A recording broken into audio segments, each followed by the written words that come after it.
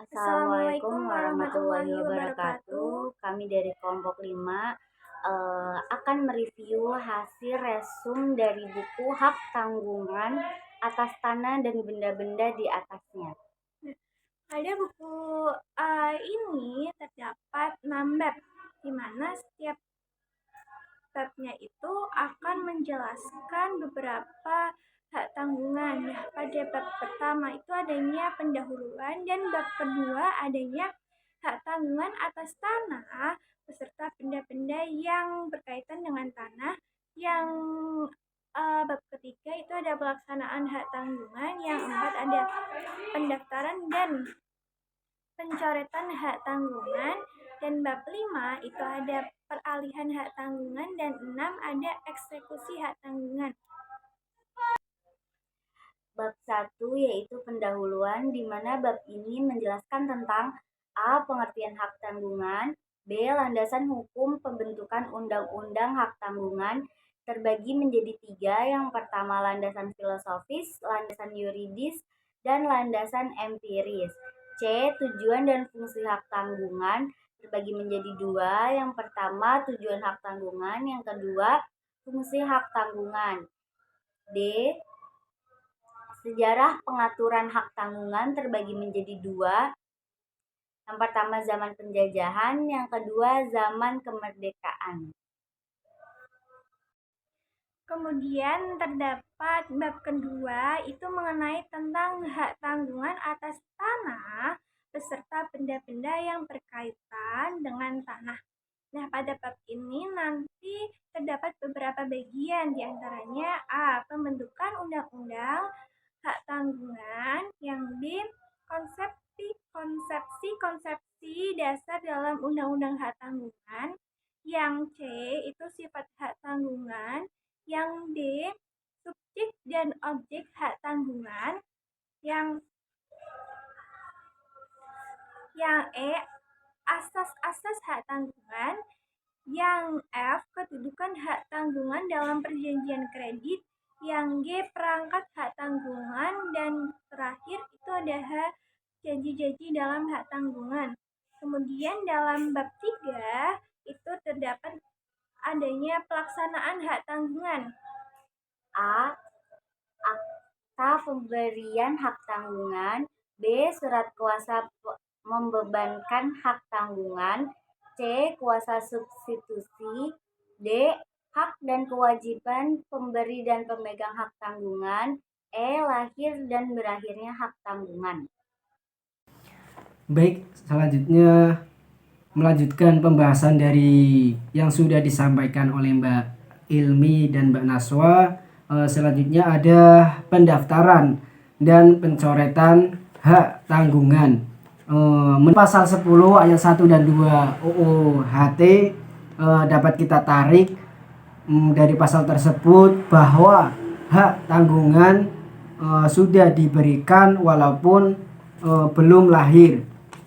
Jika akta tanggungan sudah dibuat dan ditandatangani, dengan itu muncul kewajiban untuk mendaftarkan hak tanggungannya tersebut.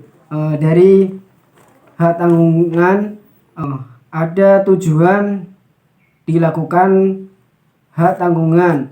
Menurut pasal 3 PP nomor 24 tahun 1907, tujuannya untuk memberikan kepastian hukum kepada pemberi atau penerima, kemudian untuk memberikan terselenggaranya tata tertib administrasi pertanahan.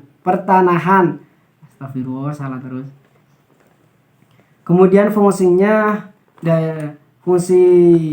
dari hak tanggungan sendiri bagi pemberi hak tanggungan memperoleh pinjaman kredit dari debitur. Kemudian bagi pemegang hak tanggungan tentu memiliki rasa aman. Kemudian ada prosedur dalam hak pendaftaran hak tanggungan. Ada 2 tahapan dalam pendaftaran hak tanggungan. Tahapan yang pertama yaitu konvensional, kemudian tahapan yang kedua elektronik. Pendaftaran yang menggunakan konvensional yaitu tahapan perjanjian utang dan pemberian hak tanggungan. Kemudian pendaftaran yang menggunakan elektronik tentu harus terdaftar terlebih dahulu, kemudian mengikuti alur dan syarat-syarat yang harus dipenuhi. Kemudian ada pencoretan hak tanah atau pencoretan hak tanggungan, diatur dalam pasal 22 UU Undang-Undang Nomor 4 Tahun 1996. Menurut J. Satrio Royal adalah penghapusan catatan beban. Apabila hak tanggungan hapus, maka kantor pertahanan melakukan pencopotan. Kemudian peralihan hak tanggungan. Peralihan hak tanggungan adalah berpindahnya hak kepemilikan sebidang tanah atau beberapa bidang tanah dan dari pemilik kepada pemilik yang baru karena adanya sesuatu atau perbuatan hukum tertentu. Kemudian peralihan hak tanggungan ada beberapa peralihan hak tanggungan karena cesie, karena subrogasi, kemudian peralihan karena pewarisan, karena lelang dan merkuisisi dan konsolidasi. Mungkin itu saja, selanjutnya akan disampaikan oleh Man Hakim. Selanjutnya pembahasan terakhir tentang eksekusi hak tanggungan. Definisi dari hak tanggungan adalah suatu tindakan yang dilakukan oleh satu pihak atau beberapa pihak atau instansi tertentu terhadap suatu benda oleh pihak pemegang hak atau pihak pemberi hak. Eksekusi hak tanggungan dilakukan disebabkan karena wan prestasi dari debitur. Poin yang kedua adalah eksekusi hak tanggungan karena debitur wan prestasi. Apabila debitur wan prestasi dengan tidak melakukan pelunasan setelah melewati proses somasi atas perjanjian utang piutang dalam hak tanggungan, maka sertifikat hak tanggungan memiliki kekuatan eksekutorial baik di perjanjian maupun tidak diperjanjikan dalam hak tanggungan, karena sertifikat hak tanggungan tersebut pada dasarnya merupakan suatu gros akta yang memuat irah-irah demi keadilan berdasarkan ketuhanan yang Maha Esa. Eksekusi hak tanggungan dapat dilakukan berdasarkan ketentuan pasal 20 Undang-Undang Hak Tanggungan. Selanjutnya poin yang ketiga, detail eksekutorial hak tanggungan. Sebagai tanda bukti adanya hak tanggungan yang sudah didaftarkan oleh Kepala Kantor Badan Pertanahan Nasional, maka diterbitkan sertifikat hak tanggungan. Sertifikat hak tanggungan ialah tanda bukti bahwa seseorang memiliki hak jaminan yang dibebankan pada hak atas tanah yang dimiliki oleh pemberi jaminan. Dan poin yang terakhir adalah pelaksanaan eksekusi hak atas tanah objek hak tanggungan.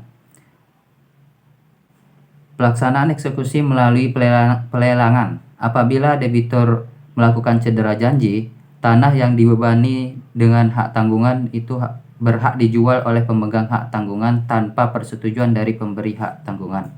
Dan pemberi hak tanggungan tidak dapat menyatakan keberatan atas penjualan tersebut. Selanjutnya, pelaksanaan eksekusi penjualan di bawah tangan merupakan cara yang paling mudah dan dapat diperjanjikan bersama oleh pemberi dan pemegang hak tanggungan. Tujuannya adalah untuk mencari harga tertinggi sehingga tidak merugikan debitur sesuai dengan pasal 20 ayat 2 Undang-Undang Hak Tanggungan mengatur atas kesepakatan para pihak penjualan objek hak tanggungan dapat dilaksanakan di bawah tangan jika memperoleh harga tertinggi yang menguntungkan semua pihak. Mungkin hanya itulah yang dapat kami sampaikan. Sekian, itu review dari kelompok kami, kelompok 5. Lebih dan kurang mohon maaf. Wassalamualaikum warahmatullahi wabarakatuh.